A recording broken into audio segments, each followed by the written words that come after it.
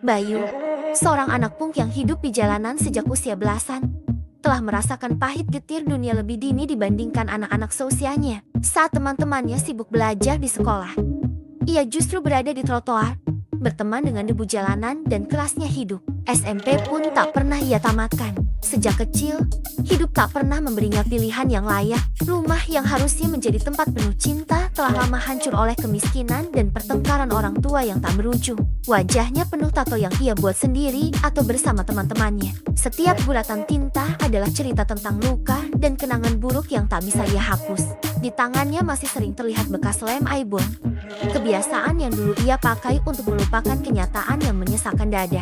Bau lem yang menusuk hidung menjadi pelarian sementara dari rasa lapar dan kesepian yang mendera. Namun, jauh di lubuk hatinya, Bayu lelah. Ia muak dengan kehidupan yang penuh kebohongan, kekerasan, dan keputusasaan.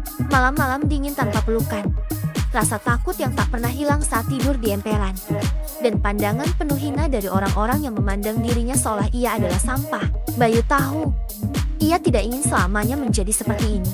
Apa aku bisa berubah? Tanyanya suatu malam, sambil menatap bintang yang terasa jauh. Di sanubarinya, ia ingin merasakan kehangatan keluarga yang sesungguhnya. Ia merindukan rasa aman, cinta yang tulus, dan perhatian yang tidak diwarnai dengan kekerasan.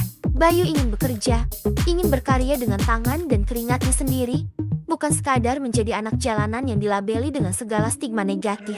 Langkah pertama adalah yang paling sulit. Ia harus meninggalkan lingkaran pertemanan yang selama ini menjadi satu-satunya keluarga yang ia kenal. Perpisahan itu penuh air mata dan sumpah serapah dari teman-temannya. Jangan sok suci, kamu pikir kamu bisa jadi orang baik? Ejek salah satu kawannya. Tapi Bayu tahu, ini adalah jalannya menuju kebebasan. Ia mulai mencari pekerjaan, apa saja yang bisa dilakukan tanpa ijazah atau pengalaman. Awalnya, ia sering ditolak. Tampang kayak kamu, maaf, kami nggak butuh orang seperti itu, ucap seorang pemilik toko dengan pandangan penuh curiga. Setiap kali ditolak, hatinya terasa hancur. Namun, ia ingat bahwa perubahan membutuhkan kesabaran dan keteguhan hati. Akhirnya, setelah banyak usaha, seorang pengrajin kayu tua memberinya kesempatan bekerja di bengkel kecil. Aku nggak peduli masa lalumu, yang penting kamu mau bekerja keras, kata pria itu. Bayu belajar memahat kayu, membuat kerajinan sederhana, dan memahami nilai kerja keras. Setiap ukiran yang ia buat terasa seperti bagian dari dirinya yang sedang diperbaiki. Hari-hari berlalu, dan sedikit demi sedikit Bayu mulai merasakan arti kebanggaan yang sejati.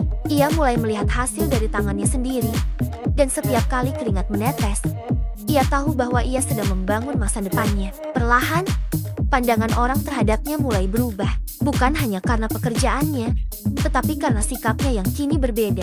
Ia tak lagi anak jalanan yang dicemooh, tetapi seorang yang bangkit dari kehancuran untuk membuktikan bahwa ia bisa. Kini, Bayu tahu bahwa meski dunia keras, ia mampu berdiri tegak dengan caranya sendiri.